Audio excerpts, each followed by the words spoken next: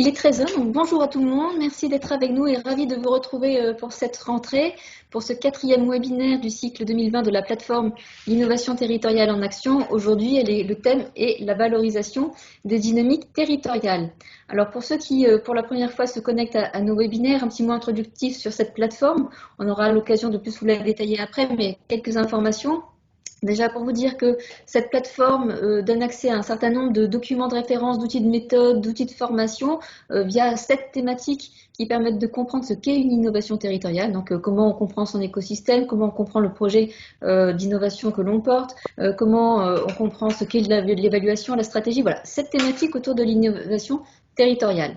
Deuxième donnée auxquelles vous avez accès, ce sont les données territoriales qui sont issues des études de l'Observatoire des partenariats, donc des rapports territoriaux donc, pour les 13 régions qui vous donnent à voir à la fois les fragilités du territoire selon les acteurs qui le composent et les pratiques des organisations. Une page qui est dédiée aux catalyseurs territoriaux, qui sont-ils, quels sont les métiers, à quel endroit ils se situent géographiquement en France et puis d'autres informations dont je vous parlerai tout à l'heure. Et 2 autres pages qui sont dédiées, l'une aux alliances et aux DD, dans lesquelles vous retrouverez tous les résultats de la mission ministérielle accélérer les alliances entre associations, entreprises et collectivités. Et vous aurez un focus sur le DD 17, bien sûr. Et enfin, évidemment, contexte oblige, une page qui est dédiée au Covid 2019, où vous verrez toutes les ressources inventaires que l'on a capitalisées, qui permettent de recenser les besoins, mais aussi tous les programmes d'action en faveur des acteurs d'intérêt général. Donc, un certain nombre de ressources qui sont disponibles, mais aussi une animation que l'on fait dans le cadre de cette plateforme, une animation par des webinaires. Alors très rapidement sur ce cycle de webinaires 2020, on en a 5 qui sont prévus donc au cours de l'année, avec des thématiques chaque fois différentes. En mars, on a parlé de l'OD 17 en pratique sur les territoires. En mai, des exemples inspirants. En juillet, de l'engagement des organisations publiques et privées. Et aujourd'hui, la valorisation des dynamiques territoriales. Chaque fois que l'on a un webinaire, on le fait en lien avec un événement particulier et une publication. Par exemple, en mai, nous avions le rapport ministériel qui a été remis le 7 mai sur comment on accélère les alliances entre entreprises, collectivités et associations, et des publications en lien avec l'ODD 17. L'engagement des organisations en juillet, bien sûr, il y a eu la 6e rencontre des pionniers des alliances en territoire, et ça a été l'occasion également de publier une lettre aux nouveaux élus, de même qu'une étude pilote que l'on a menée avec les PME sur comment elles jouent collectif. Et septembre, donc c'est la valorisation des dynamiques territoriales, et ça va être en lien avec un événement que le Rameau co-organise avec l'Association française des fundraisers le 15 septembre sur les modèles socio-économiques, et c'est aussi l'occasion pour le Rameau de publier une note prospective sur la valorisation de l'action collective, qui est le cœur de notre sujet aujourd'hui, qui retrace le cheminement de recherche du Rameau depuis 14 ans sur ce qu'est la co-construction territoriale, et qui du coup éclaire et explique qu'est-ce que veut dire la valorisation, et on verra ce que ça veut dire tout au long de cette heure qui va suivre. Et puis je vous en anticipe un petit peu, puisqu'il faut que vous reteniez le 26 novembre prochain, puisque c'est un webinaire dédié aux élus. Et il va se réaliser dans le cadre du Salon des maires, et ça sera en plus l'occasion pour l'Observatoire des partenariats de publier sa nouvelle étude auprès des élus. On les avait déjà questionnés en 2016, on va les re-questionner en 2020 sur comment ils perçoivent ce jouet collectif dans leur territoire et comment ils souhaitent le développer, s'y impliquer. Donc voilà le cycle de webinaire. Alors pourquoi la valorisation des dynamiques territoriales? Peut-être en introduction rappeler le contexte dans lequel ça s'inscrit. Au premier semestre, un contexte très particulier, très positif, puisqu'il y a une reconnaissance institutionnelle de l'importance du jouet collectif. Ça s'est matérialisé par la même mission ministérielle accélérer les alliances stratégiques. Et cette mission, ça a été de l'occasion de rappeler l'état des lieux des partenariats en France et de la co-construction pour comprendre ce mouvement.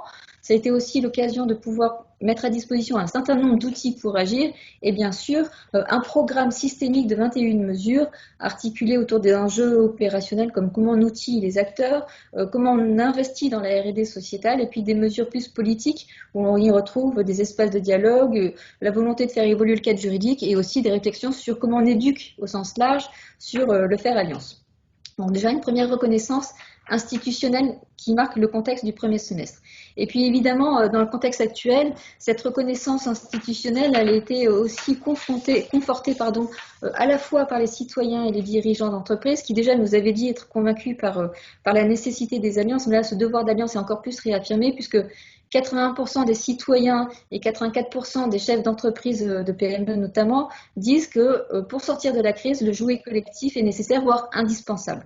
Donc en plus de la reconnaissance institutionnelle, il y a une volonté de plus marquée et partagée que le jouet collectif peut être une nouvelle philosophie d'action.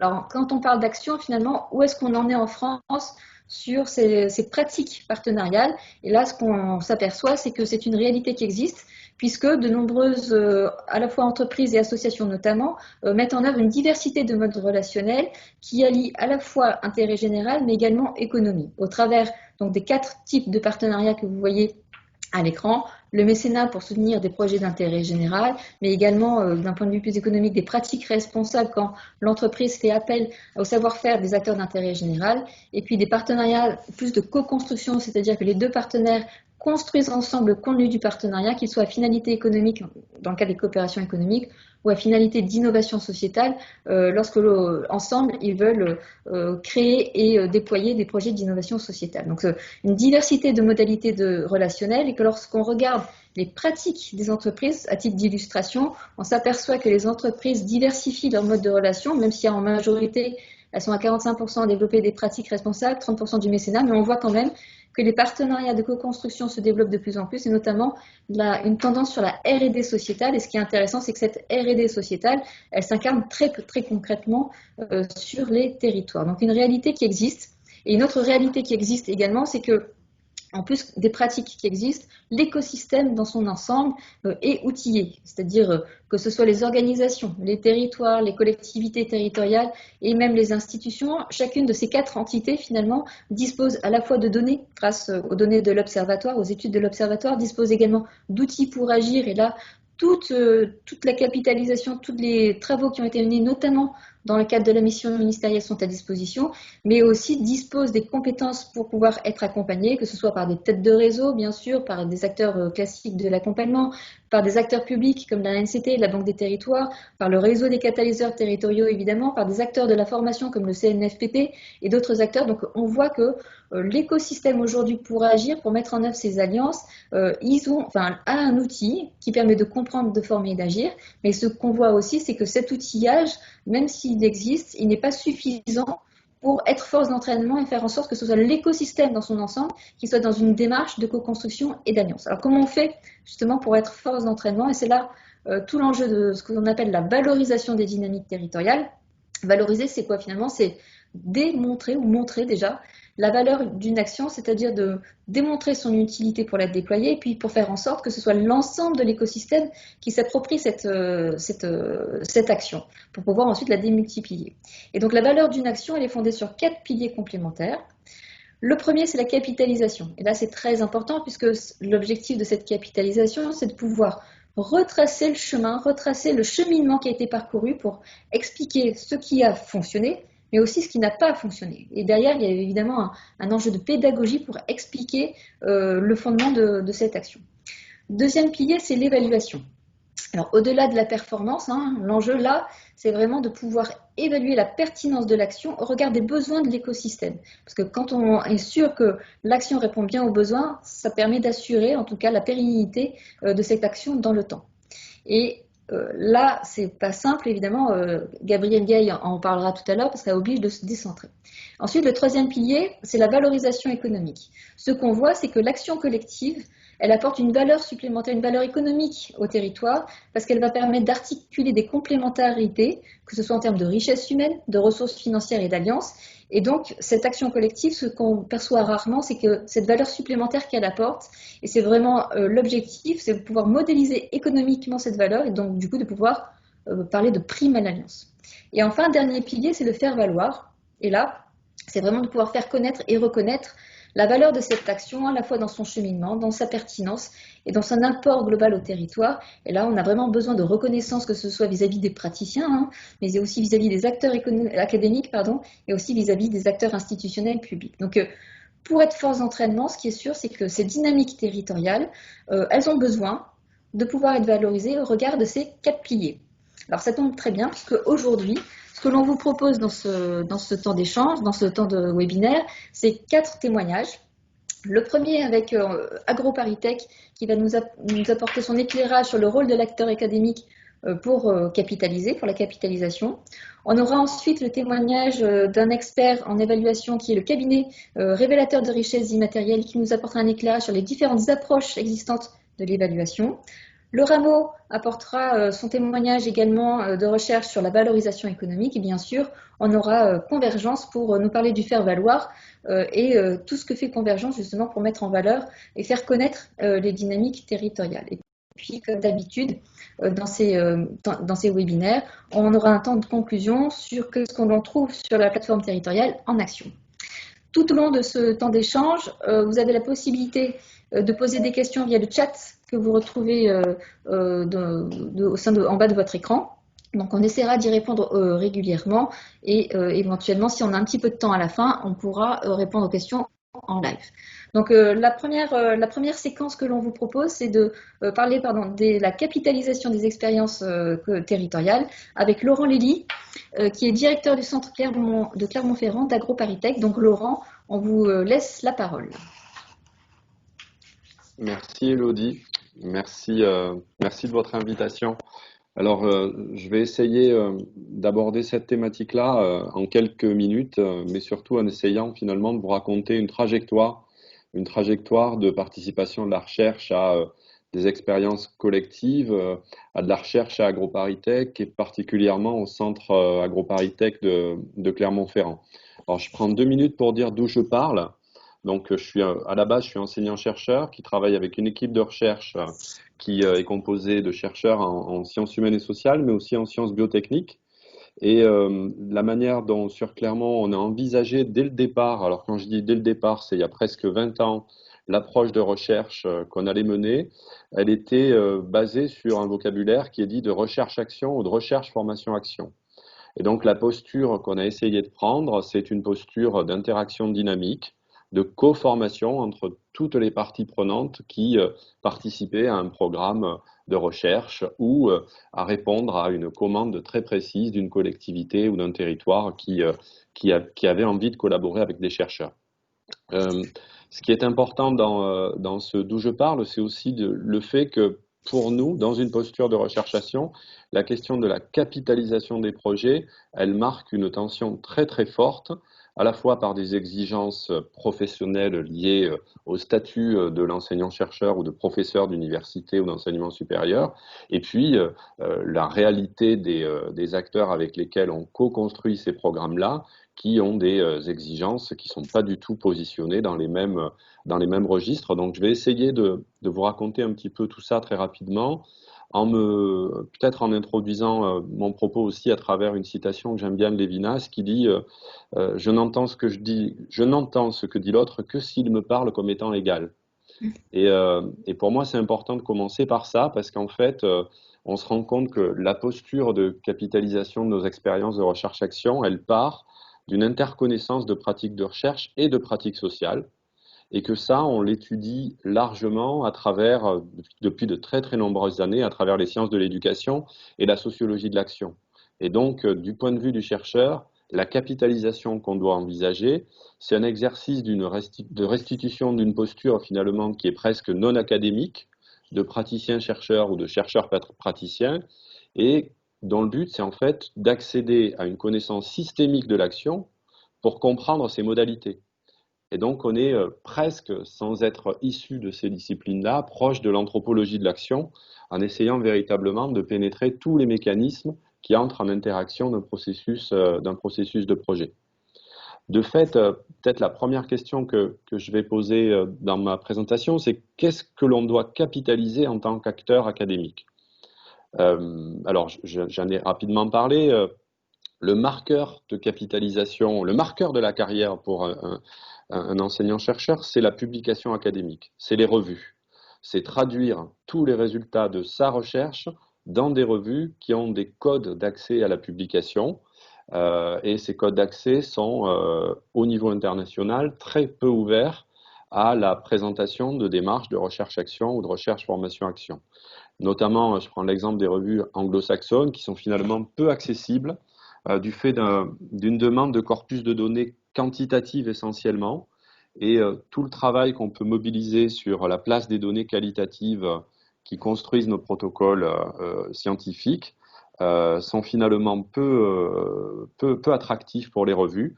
Et du coup, on est souvent coincé dans cette idée de capitaliser et transmettre dans une sphère académique ces résultats-là parce que quelque part, ils sont co-construits et ils sont co-écrits par des acteurs différents. Et donc, il y a une réelle difficulté de positionnement dans la bibliographie et la culture de bibliographie académique. Ce qui est intéressant dans qu'est-ce qu'on doit capitaliser, c'est d'abord reconnaître que ce qu'on va valoriser, ça a plusieurs finalités. Ce qu'on va valoriser, ça a plusieurs finalités. C'est d'abord, bien entendu, parce qu'on est avant tout des enseignants-chercheurs, éclairer les savoirs académiques, alors ce qu'on appelle les concepts, la connaissance, la validation des protocoles méthodologiques. Donc, on est bien entendu tenu par cette exigence-là. Mais ce qu'on veut aussi faire émerger de ces démarches, c'est de caractériser les savoir-être émergents qui sont issus de ces actions, aussi amener, ce qui n'est pas toujours facile, de qualifier et conscientiser les savoirs pratiques professionnels qui sont générés par ces démarches-là. Ce n'est pas nous, en tant que chercheurs, qui devons dire les savoirs qui sont en train d'émerger, les savoirs que ces démarches produisent, c'est aux acteurs qui vivent ces démarches de conscientiser les avancées et les montées en compétences qu'ils réalisent. Et puis la dernière étape, c'est d'animer ce qu'on appelle des formations à la réflexivité, des situations professionnelles qui ont été mises en tension dans ces démarches de recherche-action. Elles bousculent des cadres, elles bousculent des compétences acquises et du coup, ça nécessite de faire un travail pour revenir sur ce qui est en train de bouger et comment on peut le qualifier. Alors, on essaie de valoriser ça et on capitalise ça, donc pas forcément dans des revues, souvent dans des publications collectives qui donnent une place à peu près égale à ce que vivent les chercheurs, ce que vivent les praticiens et puis ce qu'ils essaient de vivre ensemble. Donc, on a depuis de très nombreuses années réalisé pas mal d'ouvrages fondateurs sur ces questions du positionnement de recherche, formation, action, comment ça renouvelle les cadres théoriques, les cadres méthodologiques, mais aussi les postures professionnelles.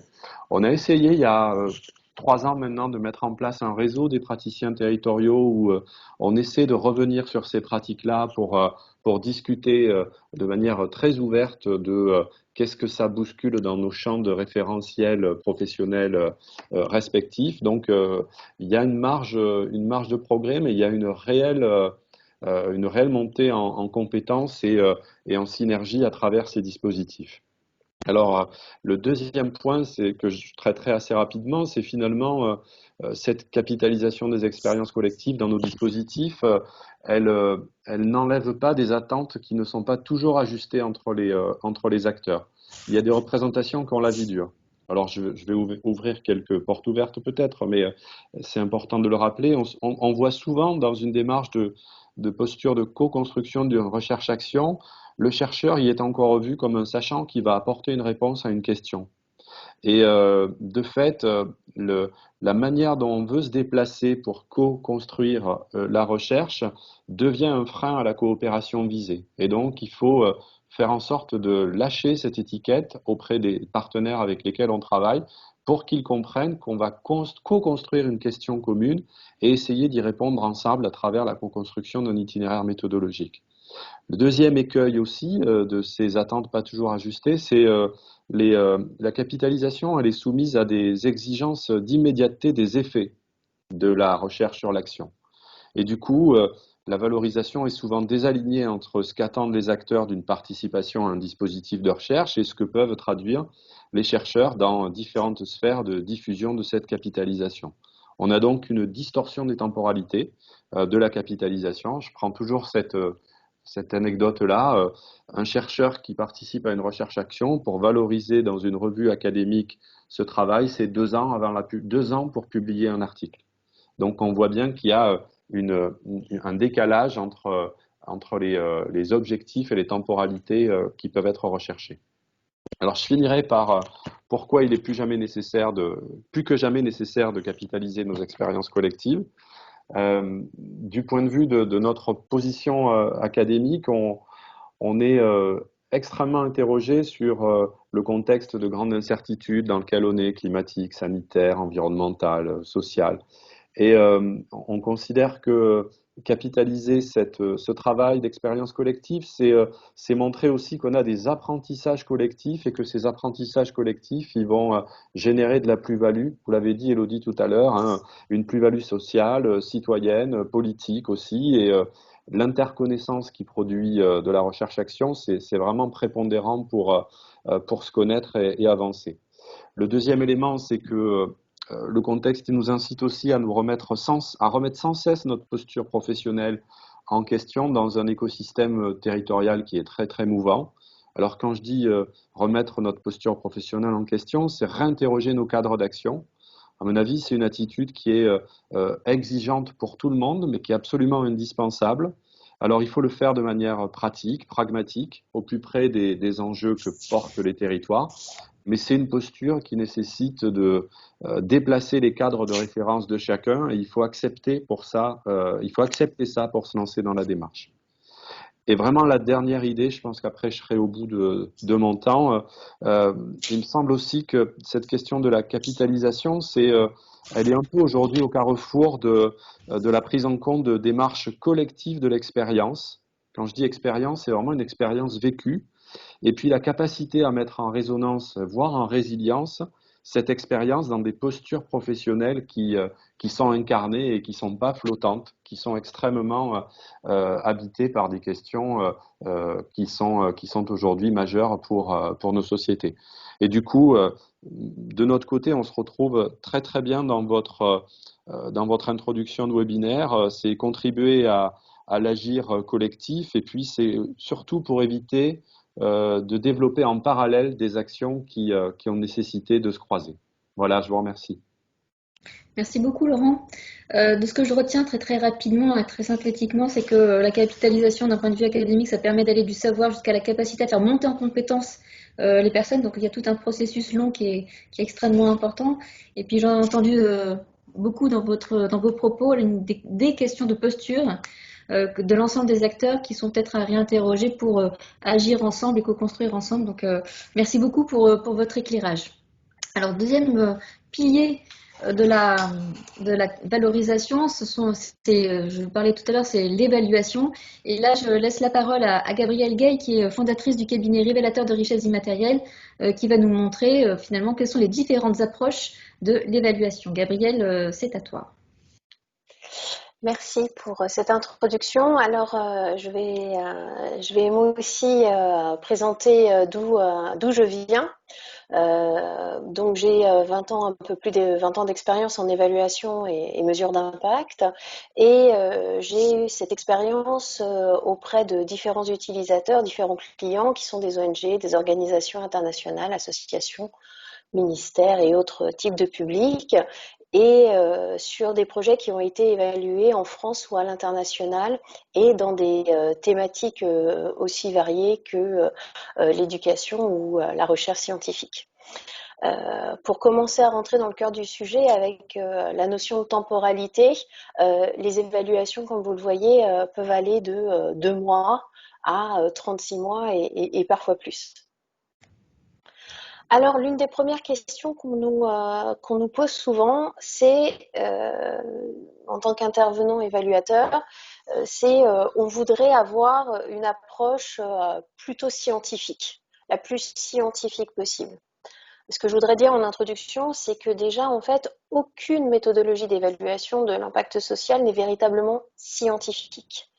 Il y a des exigences scientifiques qui sont proposées avec des modélisations, avec le recours à des études, à des recherches scientifiques qui permettent de construire le référentiel d'évaluation, ce au regard de quoi on va émettre un avis, un petit peu, j'ai envie de dire, les lunettes que l'on va porter pour aller regarder les projets, les démarches ou les politiques mises en place.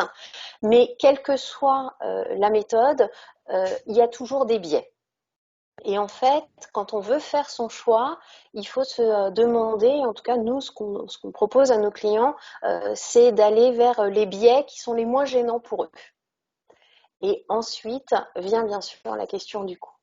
Donc, pour faire un panorama des principales méthodes d'évaluation qui sont utilisées, j'en ai sélectionné de manière complètement arbitraire, hein, mais j'en ai sélectionné 6. Et s'il y a d'autres questions tout à l'heure sur d'autres, j'y répondrai volontiers si je peux. Mais en tout cas, sur la gauche, vous voyez, je parle de donc épissure et de la randomisation. J'ai envie de dire, c'est un petit peu le grand écart financier qu'il peut y avoir entre des méthodes d'évaluation. Entre l'une, épissure, qui est l'une des méthodes, en tout cas à ma connaissance, les moins chères, et la randomisation, qui est la comparaison entre deux contextes de projets, quand on prend des populations, des environnements à comparer, l'une vers qui à qui on va proposer un service, à qui on va proposer un projet, et l'autre population que l'on va considérer comme sensiblement similaire, à qui on ne va pas proposer un service. Alors, au-delà des problématiques éthiques que certaines personnes se posent sur l'utilisation de la randomisation, ce qui est vraiment important, en fait, ça va être le budget qui est associé à ce type d'évaluation, qui se compte non plus en dizaines de milliers d'euros, mais en centaines de milliers d'euros, en fonction du périmètre qui peut être le vôtre. Épissure, en revanche, c'est celle qui ne va pas se compter en dizaines de milliers d'euros, mais c'est celle qui va se compter en milliers d'euros, autour de 100 000 euros. Et on va être là sur quelque chose où on va être surtout en 4 rencontres d'une demi-journée avec différentes parties prenantes. Et grâce à cette méthode-là, en fait, vous allez construire votre référentiel de manière collaborative et vous allez évaluer, partager les résultats de manière collaborative pour construire de la connaissance et améliorer les impacts à l'avenir. Ensuite, je vais bouger vers la ligne du milieu et parler du Lean Data Approach et du SROI, du Social Return on Investment. Ces deux méthodes, en fait, elles sont différentes. Elles viennent du milieu plutôt de l'univers anglo-saxon, des pays anglo-saxons. On a le Social Return on Investment qui est plutôt sur la valeur extra-financière qu'on va donner à un service rendu, à un projet mis en place au regard de, on va dire, des ressources, des sommes que l'on a investies.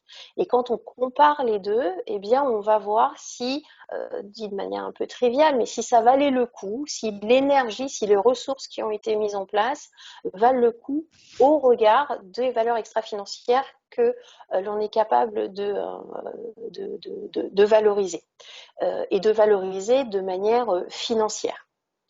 Sur le Lean Data Approach, on est sur une méthode qui a été développée par la Fondation Rockefeller et qui permet d'intégrer, même si d'autres techniques le permettent, qui va permettre d'intégrer en fait l'évaluation dans l'ensemble de la chaîne de valeur du projet. Et vous allez pouvoir impliquer l'ensemble des parties prenantes de votre projet à l'exercice évaluatif. On l'appelle Lean en fait parce qu'elle est aussi optimisée financièrement. Elle va coûter moins cher que beaucoup d'autres enquêtes parce qu'on va l'intégrer dans l'ensemble de cette chaîne de valeur. Je passe à la troisième colonne, on va dire, de ce panorama synthétique avec les approches orientées changement et puis la méthode des coûts évités. L'approche orientée changement, en fait, on va suivre et évaluer les changements qui doivent être mis en œuvre, qui vont être mis en œuvre pour les changements que l'on espère in fine, pour les impacts que l'on espère in fine. C'est une méthode en fait qui permet d'impliquer de manière très forte les parties prenantes impliquées dans la vie du projet parce qu'elles vont participer au suivi des changements nécessaires à la réussite de l'impact espéré. Et au fur et à mesure du temps, elles vont nourrir en fait une connaissance des changements qui ont généré ou pas d'autres changements qui amènent à la réussite du projet. Donc ça, c'est le F3E qui a particulièrement capitalisé cette démarche avec différentes expérimentations.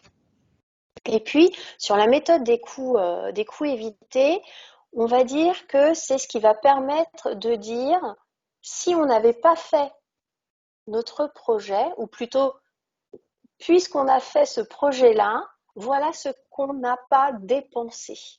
C'est les coûts supportés en l'absence d'un service. Si on n'avait pas rendu le service qu'on a rendu, eh bien, cela aurait eu un coût à la fois pour les bénéficiaires, et souvent on l'utilise pour dire au pouvoir public, voilà l'argent que vous ne dépensez pas grâce à notre projet. Et c'est là en fait tout l'intérêt d'utiliser cette méthode. Ce qui est important aussi de voir, c'est que en fait toutes ces méthodes sont intéressantes. C'est pas tant de dire il y en a une meilleure que l'autre, c'est en fonction de nous, en fonction du projet, il y en a une qui va mieux s'adapter à la fois au projet et à la culture de l'organisation qu'il met en œuvre.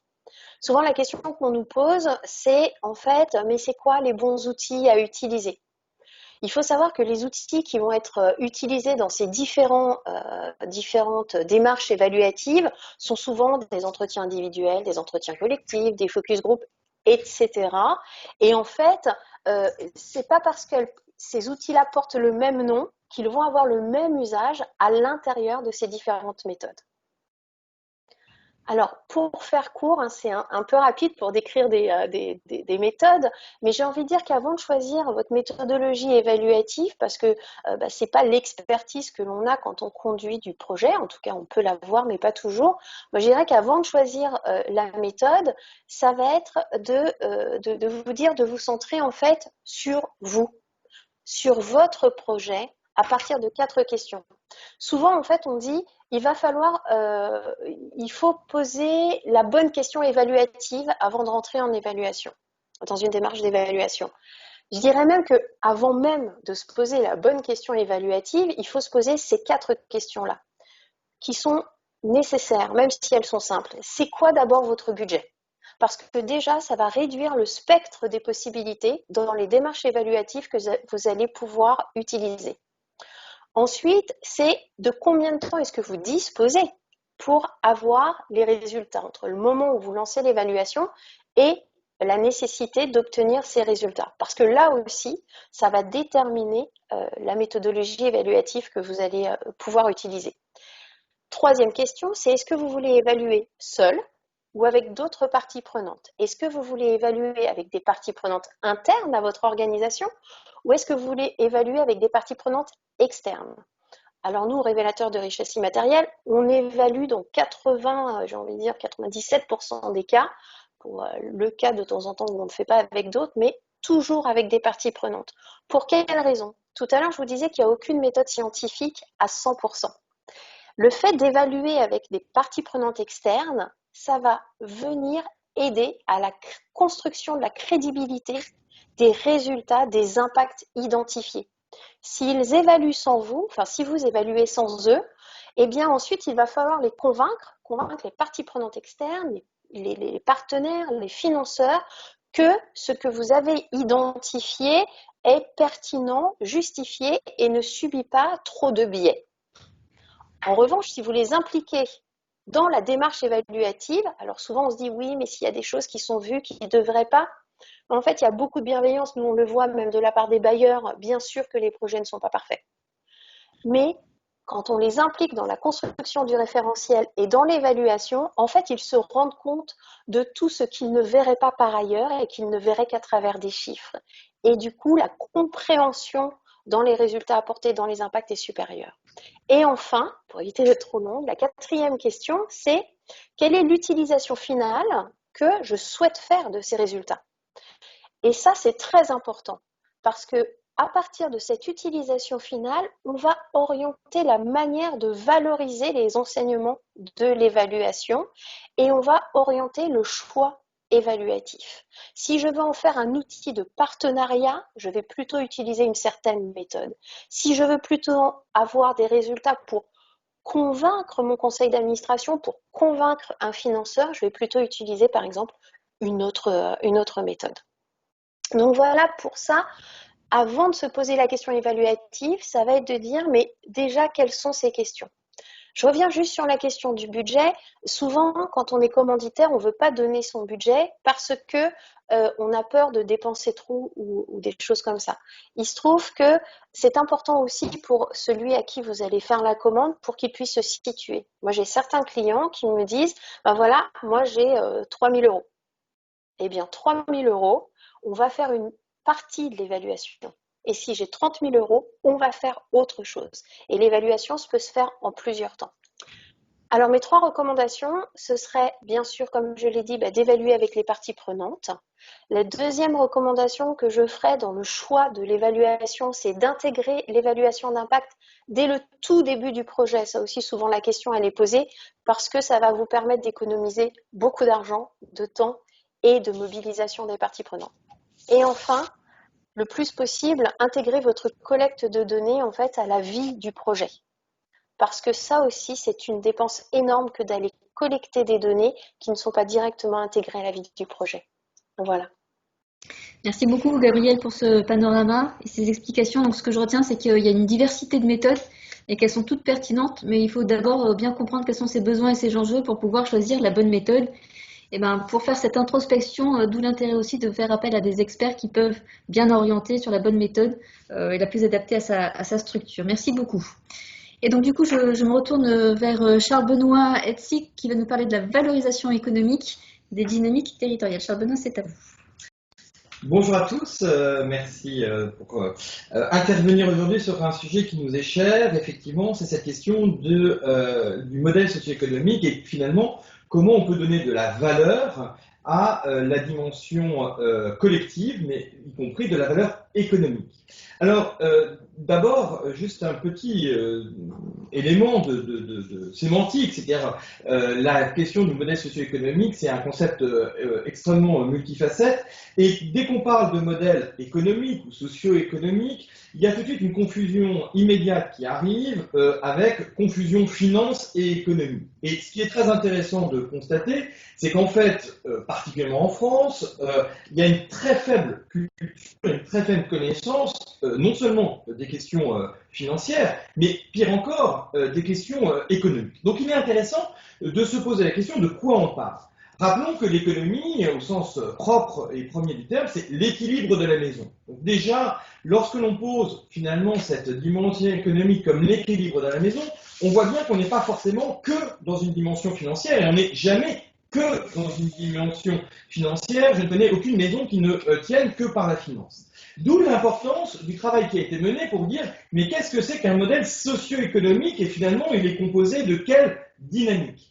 Si on considère que ce modèle est en fait les ressources dont a besoin un projet pour pouvoir se dynamiser, eh bien en fait il faut encadrer les questions financières par en amont une question plutôt interne. Quelles sont les richesses humaines mobilisées pour pouvoir être capable de porter ce projet? Et ce qui est très intéressant, c'est qu'on a beaucoup parlé dans les richesses humaines d'abord de ce qu'on pouvait faire avec les richesses humaines, de quels moyens on avait à faire. Puis on a eu une deuxième vague où on s'est dit la question de qu'est-ce qu'on doit faire avec ces richesses humaines, quelle est la responsabilité par rapport à ces richesses humaines. Et on voit bien qu'aujourd'hui on est en train d'aborder une troisième dimension dans ces richesses humaines, c'est finalement comment est-ce qu'on peut avoir et fonder un engagement, autrement dit, aller sur de l'envie et non pas seulement de ce que l'on peut faire ou ce que l'on doit faire, mais de ce que l'on veut faire, parce que, bien évidemment, l'effet de levier interne possible par rapport à ces dimensions-là est extrêmement important. Donc, on le voit, au-delà des dimensions financières, la question de sur quelle richesse humaine et la diversité de celles que je peux utiliser pour mon projet est un élément déterminant. Je rappelle, par exemple, qu'un des éléments extrêmement structurant entre un acteur dit économique et un acteur dit d'intérêt général, c'est par exemple la capacité à utiliser le bénévolat qui est interdit pour un acteur économique dans l'usage et dans ses activités, bien évidemment pas pour ces questions de gouvernance, mais pour ces questions finalement d'action de terrain, alors que bien évidemment, dans une structure d'intérêt général, elle est non seulement plébiscitée, mais au cœur du modèle. De l'autre côté, de ces questions financières, en aval cette fois-ci du projet, la question de son intégration et des liens dans son écosystème, et on est au cœur de notre débat sur la dynamique collective territoriale, bien évidemment, quelle est la capacité à faire alliance? Autrement dit, quelle est la capacité à générer des liens avec l'écosystème qui va être créateur lui-même de valeur et finalement de capacité à répondre mieux, avec plus de pertinence, aux besoins auxquels s'adresse le projet.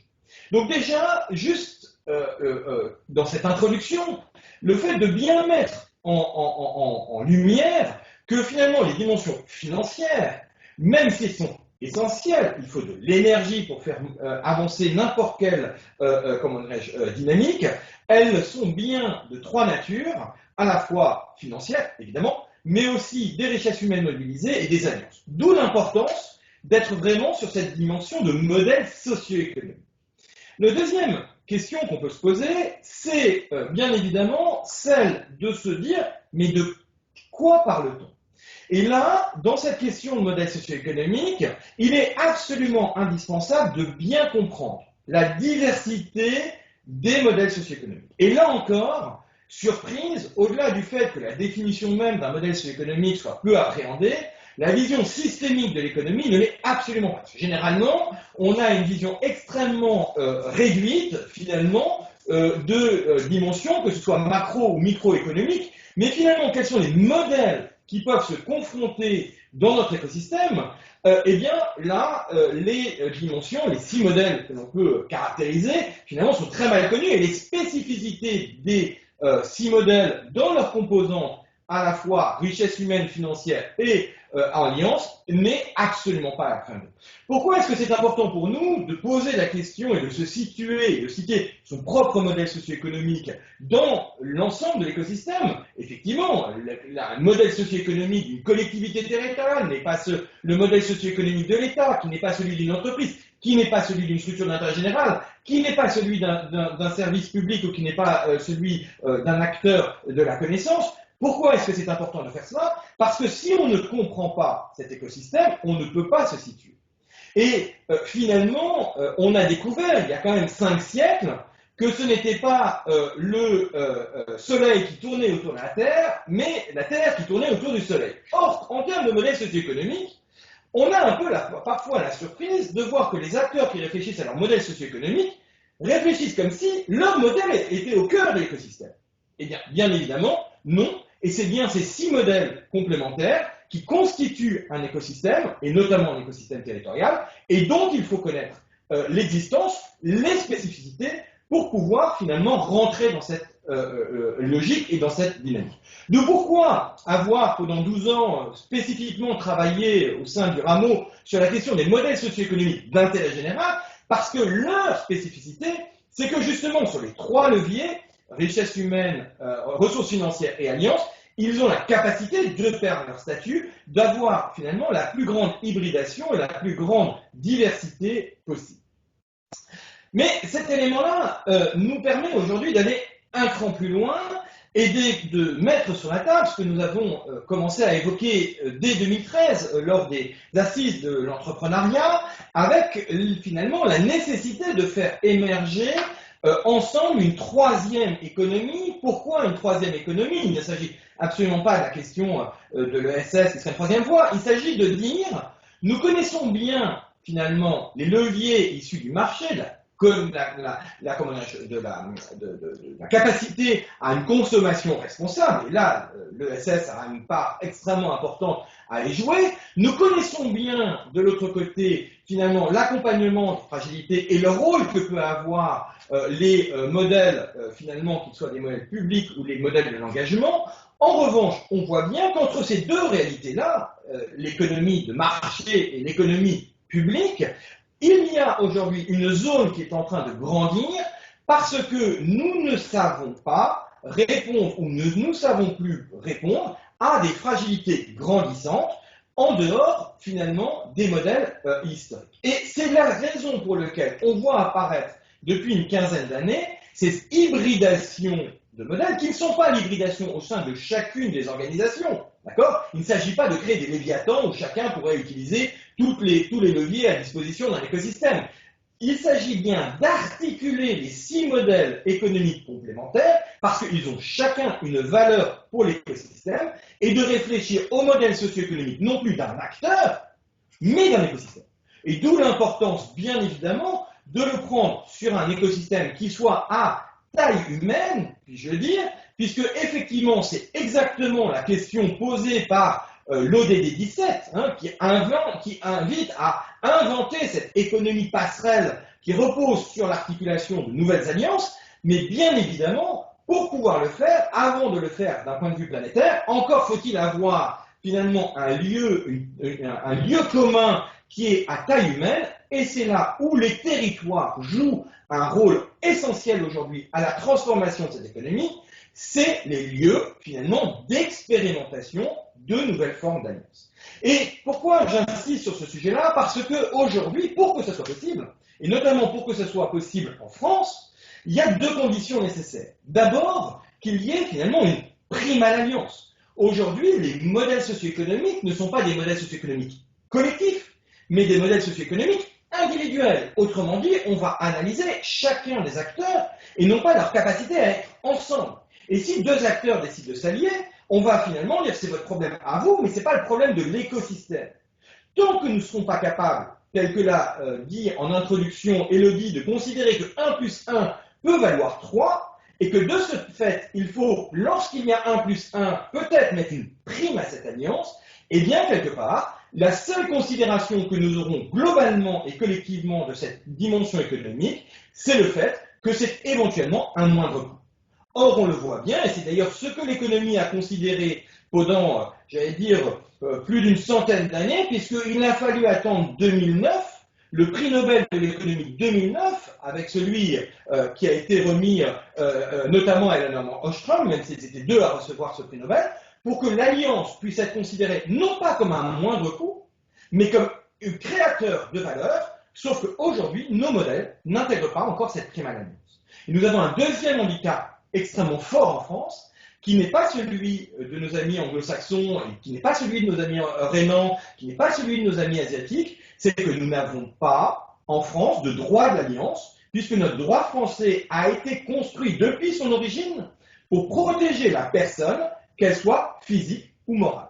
Et dans ce cadre-là, l'alliance est juridiquement considérée comme un risque et non jamais comme une opportunité, d'où le travail qui a été fait dans la mission ministérielle et dont le travail des parlementaires aujourd'hui pour faire une proposition de loi pour que nous expérimentions collectivement ce droit à l'alliance, puisque nous n'avons pas ni cette culture, ni cette possibilité réellement en France. Mais il faut bien comprendre, encore une fois, et j'insiste là-dessus, que lorsque l'on parle d'une hybridation d'un modèle socio-économique, il ne s'agit pas seulement de l'hybridation de chacun des acteurs dans un écosystème, mais de l'hybridation de l'ensemble de l'écosystème, parce que c'est là où le jeu de l'alliance va pouvoir prendre pleinement sa dimension, et c'est là où nous sommes, encore une fois, pleinement dans cet objectif de développement durable 17, qui est bien comment collectivement peut-on faire ce qui ne peut pas être fait par aucun, et c'est donc l'émergence de cette 3e économie passerelle, cette économie de l'alliance, qu'il reste complètement aujourd'hui à inventer.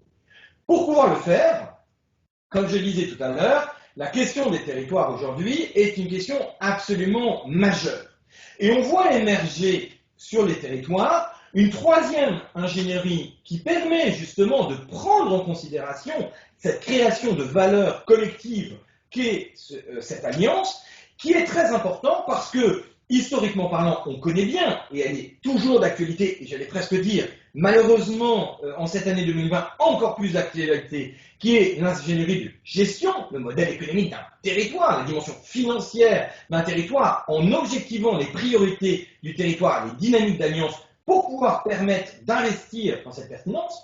On connaît bien aussi celle du management de projets territoriaux, comment est-ce qu'on soutient, comment est-ce qu'on aide, comment est-ce qu'on accompagne finalement et met à disposition des projets locaux, des expertises pour pouvoir les aider à se développer, a émergé depuis une décennie une troisième forme d'ingénierie, celle de la catalyse territoriale, celle qui va valoriser l'engagement et la complémentarité des acteurs locaux et qui va donc être non pas un révélateur des richesses immatérielles, comme vient de le commenter très brillamment Gabriel, mais un révélateur des richesses partenariales qui, effectivement, va permettre de pouvoir très précisément y attribuer une valeur. Quelle est donc la valeur du collectif par rapport au fait que, finalement, la somme des individus ou la somme des organisations mobilisées bien évidemment, a pu créer quelque chose de supplémentaire, et c'est bien ce supplément que l'on va devoir qualifier. Nous sommes en France, donc vous connaissez bien la définition de l'intérêt général, et bien finalement, de la même façon que l'intérêt général tel qu'il a été défini en France, et c'est une grande différence avec les pays anglo-saxons, n'est pas la somme des intérêts collectifs, et bien de la même façon, le modèle socio-économique collectif, systémique, n'est pas la somme des modèles socio-économiques des organisations publiques et privées qui le constituent. Et ça, c'est quelque chose qui est absolument structurant, qui est encore en défrichage total, mais on sent bien aujourd'hui que c'est cette dimension-là qui devient essentielle, parce que tant que nous ne saurons pas donner une prime à l'alliance, eh bien le coût de l'alliance sera individuellement reporté sur chacune des organisations et des parties prenantes concernées, et ça, c'est globalement pas portable parce que beaucoup trop lourd à porter. Et donc, on voit bien que dans cette dynamique-là, et dans tous les travaux qui ont été menés, et la 6e rencontre des pionniers des alliances sur le territoire de 8 juillet dernier, donc on vous invite à regarder en replay si vous n'avez pas vu l'ensemble du change,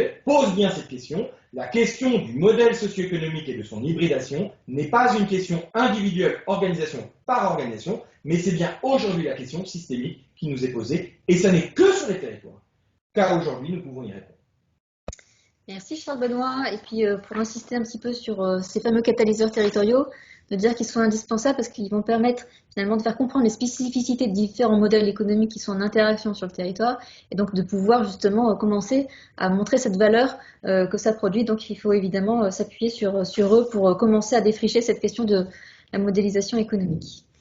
Et donc je me tourne vers Thibault Larose, donc directeur exécutif de Convergence, qui va nous partager tout ce que fait Convergence sur le faire valoir. Thibault, c'est à vous. Merci Elodie, et je suis ravi de rejoindre ce webinaire. Merci au Rameau en général, et je vais essayer de faire mon mieux pour passer après le rhétoricien Charles-Benoît Heitzig et d'avoir autant de verve. Moi aussi, à l'instar de Laurent et de Gabriel, j'aimerais commencer par vous dire d'où nous venons. Parce que ça permet, on est dans un modèle qui est un petit peu différent. Nous, on vient de l'international et finalement, on revient vers la France.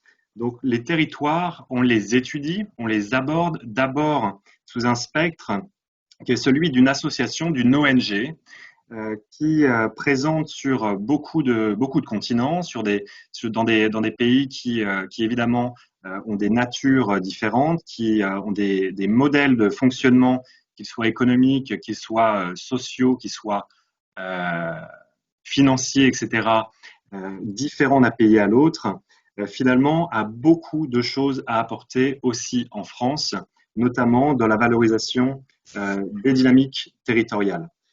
Donc, Convergence est une association qui est créée maintenant depuis 13 ans par cette ONG française, Acted.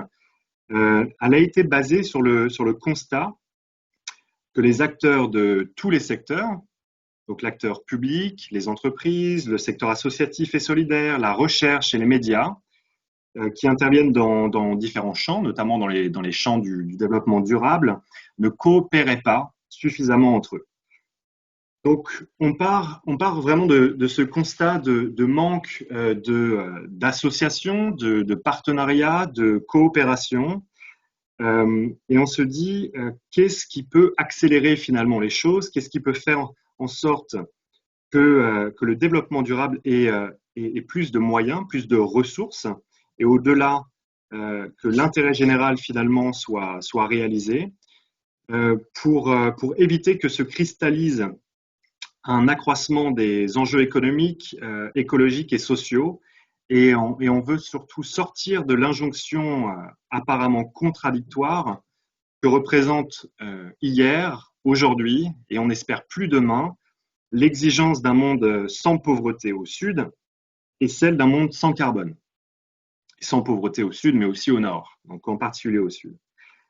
Donc, nous, au cœur même de notre objectif, on se donne pour ambition de construire un monde 3.0, donc des territoires 3.0, pour zéro exclusion, zéro carbone et zéro pauvreté. Et surtout, au-delà de ça, parce que c'est un bien grand mot finalement, on veut former une alliance 3.0 qui, elle, serait catalysatrice de solutions, d'innovations, développées à l'échelle des territoires partout dans le monde. C'est quelque chose qui permettrait de structurer au niveau des territoires la dynamique de rapprochement entre différents secteurs et entre différents acteurs. Pour ça, on l'a déjà évoqué, Charles Benoît en a parlé, l'ODD 17 est au cœur du développement.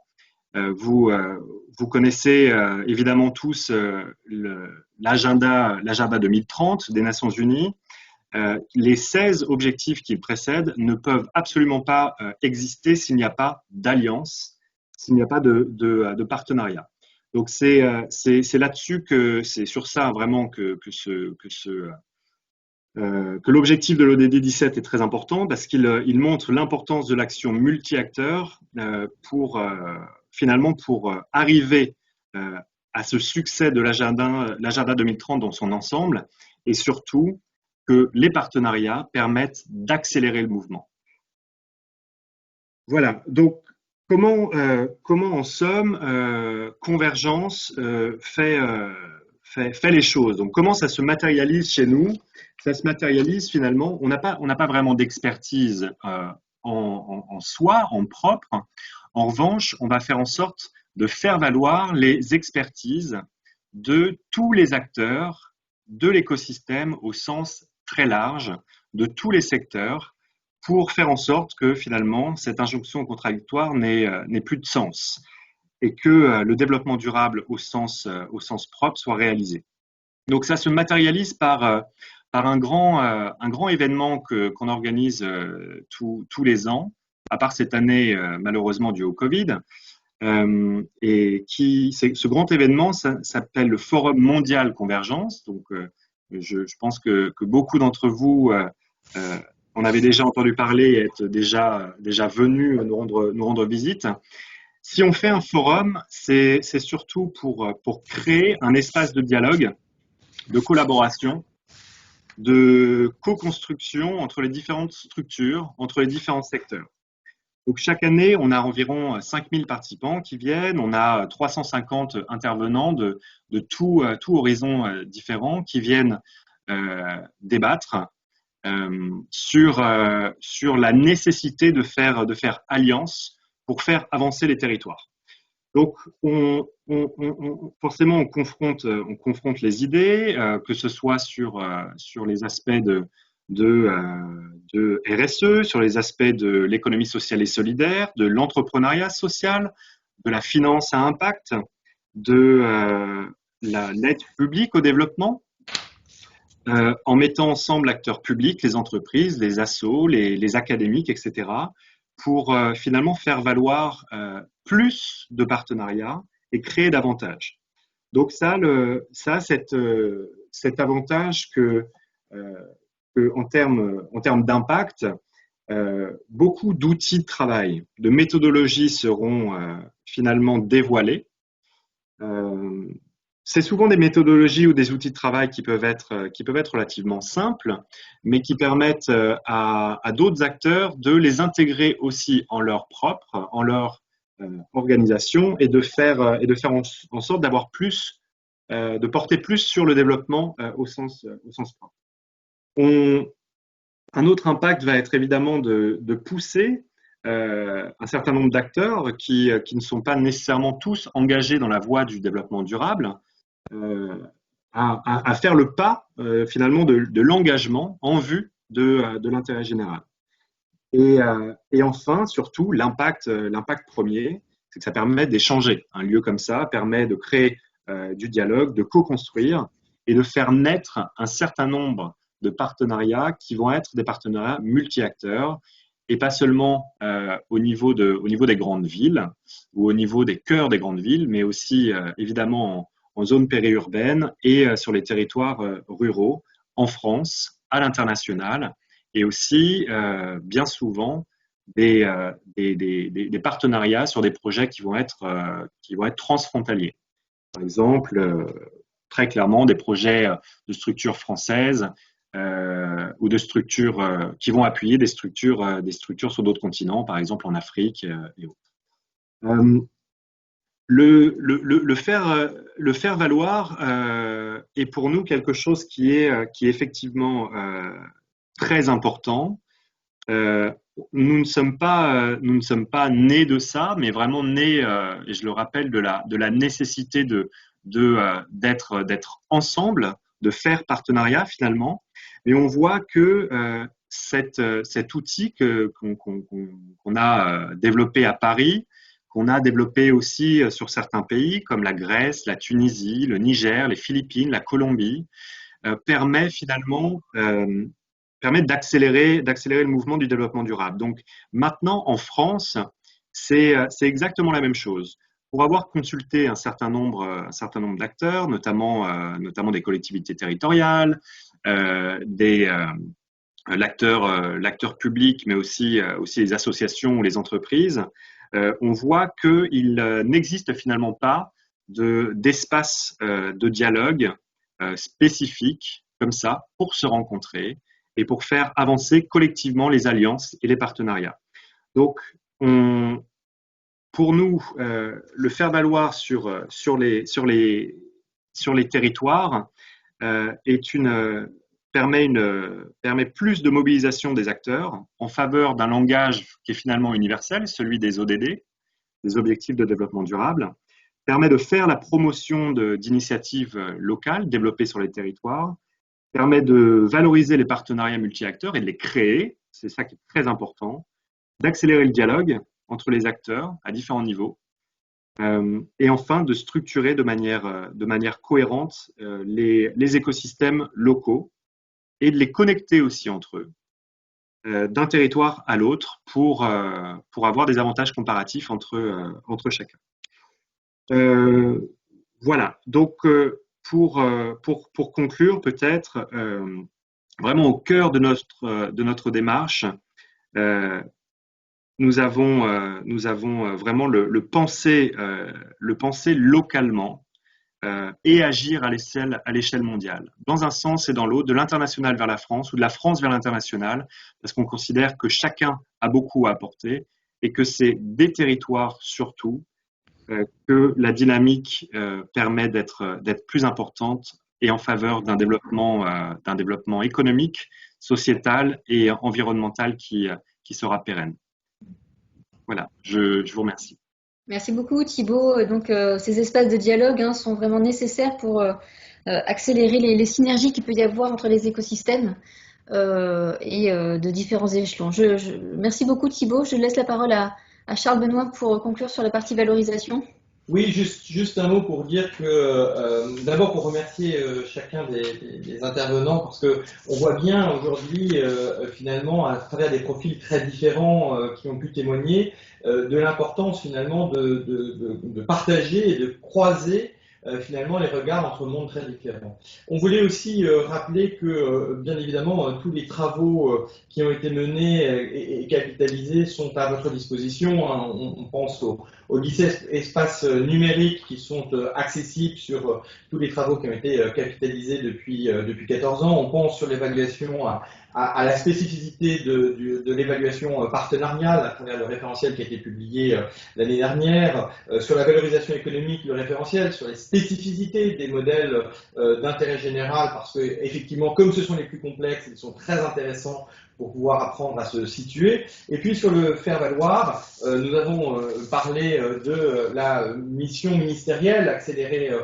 les alliances stratégiques qui finalement pose comme constat et comme besoin exactement ce que Thibaut vient de dire, c'est-à-dire l'importance de ces espaces de dialogue et de les structurer, y compris territorialement parlant. Et on voulait vous annoncer et puis vous donner la primeur de cette petite note prospective sur la valorisation de l'ODD 17. Ensemble, valorisons l'ODD 17 qui est publié aujourd'hui même pour justement être finalement en lien avec ce que nous venons juste de dire. Donc, nous attendions finalement ce webinaire pour nous donner l'occasion de publier cette note prospective qui vient bien évidemment des travaux de recherche qui ont été menés depuis 14 ans, mais aussi d'une démarche qui a été menée durant la période de la Covid pour anticiper la sortie de crise pour les acteurs et les actions d'intérêt général, et finalement qui retrace un peu les convictions qui sont nées sur cette question de comment capitaliser, évaluer, valoriser économiquement et faire valoir cette dynamique de l'ODD 17 qui se construit progressivement à partir des territoires. Merci beaucoup, cher Benoît. Donc, on est un tout petit peu en retard. Donc, on va très rapidement vous rappeler ce que l'on retrouve dans la plateforme L'innovation territoriale en action. Donc, je l'ai dit tout à l'heure, mais vous avez 8 onglets qui vous permettent d'avoir une vision très large de ce que l'on met à disposition. Bien sûr, bon, il y a l'accueil, mais il y a aussi le programme 2020 où vous retrouvez donc le cycle des webinaires de 2020. Une explication sur le contenu de la plateforme, comment elle a été créée et qui présente finalement les 7 besoins des territoires autour de l'innovation territoriale, et un onglet spécifique sur les 7 besoins qui explique ce que sont ces 7 besoins. Et pour chacun de ces 7 besoins, vous avez à la fois une présentation des enjeux, des éléments de méthode, des éléments d'illustration, des outils de formation, un accès à un centre de ressources experts. Et puis comme ce sont des données, enfin des éclairages qui ont eu lieu tout au long de 2019, chacun de ces 7 thématiques finalement a fait l'objet d'un webinaire. Donc ces webinaires sont également qui peuvent être revus en replay. Autre donnée, j'en parlais tout à l'heure, c'est que vous avez accès aux rapports régionaux mis à disposition par l'Observatoire des partenariats. Donc pour les 13 régions, on fait un rapport régional donc, qui rappelle les fragilités du territoire, mais également la perception des acteurs qui composent ce territoire, c'est-à-dire les citoyens, entreprises, associations et collectivités. Et on rappelle également quelles sont les pratiques partenariales de chacune de ces régions. Donc il y a déjà 8 rapports qui sont en ligne, et en septembre, vous aurez celui de Bourgogne-Franche-Comté. Une page dédiée aux catalyseurs territoriaux, c'est-à-dire quels sont les métiers de ces catalyseurs, comment on peut les géolocaliser, et une capitalisation de tous les travaux et les événements qui sont menés dans le cadre du réseau des pionniers, notamment les événements annuels, donc des rencontres annuelles. Et 2 pages dédiées, donc l'une sur les alliances et l'ODD. Donc je vous le disais tout à l'heure, vous avez accès à tous les résultats de la mission ministérielle, dont les différents kits et le programme de mesure. Un lien vers un futur centre de ressources que l'on va co-développer et mettre en ligne avec le comité 21 et Ville au Carré, et qui sera dédié à l'ODD 17 en pratique. Et enfin, vu le contexte actuel, on a mis une page dédiée au Covid-19 et qui permet régulièrement de mettre à jour et qui recense dans un outil d'inventaire tous les besoins et tous les programmes d'action des acteurs d'intérêt général sur comment la phase de relance. Donc voilà, toutes ces données sont évidemment accessibles depuis la plateforme d'innovation territoriale en action, et par ailleurs, le Rameau a bien sûr un certain nombre de ressources qui sont disponibles également sur plus globalement la co-construction territoriale, avec des outils de référence, des publications que vous retrouvez sur nos sites. On a développé également des MOOC avec l'ESSEC sur les alliances qui changent les territoires, le CNFPT également. Et puis, j'en ai un petit peu parlé, mais un centre de ressources experts sur la co-construction territoriale qui est finalement, qui recense tous les documents et boîtes à outils liés à la co-construction et qui est plutôt à destination des catalyseurs territoriaux. Donc, différentes ressources complémentaires qui permettent finalement de comprendre, de s'approprier les dynamiques d'alliance en territoire. Donc voilà, ce webinaire s'achève. On remercie les personnes qui ont laissé des commentaires sur lesquels on est complètement d'accord et on remercie notamment Patricia Auroy d'avoir rappelé l'événement du RNET fin septembre auquel Charles Benoît est gentiment invité. Et donc voilà, donc merci pour tout et pour tous, pardon, d'avoir participé à ce webinaire et bien sûr merci aux différents intervenants. Vos témoignages ont été passionnants et encore une fois ce webinaire est enregistré et sera accessible en replay, de même que le PowerPoint qui vient d'être diffusé. Merci à tous et on se retrouve donc le 26 novembre prochain et là le sujet ce sera les élus avec notamment quelques résultats de l'étude qui sera publiée à l'occasion du Salon des maires sur les élus, comment ils perçoivent le jouet collectif au sein de leur territoire. Merci beaucoup, très bonne journée et très bonne fin de semaine. À très bientôt.